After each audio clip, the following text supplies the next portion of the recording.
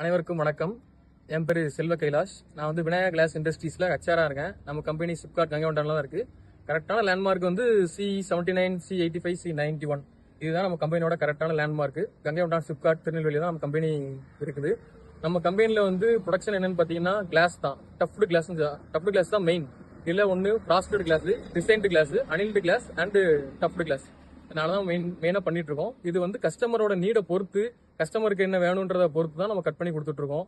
இதில் cut out holes எது வேணுமோ நம்ம பண்ணி கொடுத்துட்டு இருக்கோம். நம்ம கம்பெனிக்கு வந்து இப்போ ப்ரொடக்ஷனுக்கு ஆள் தேவைப்படுது.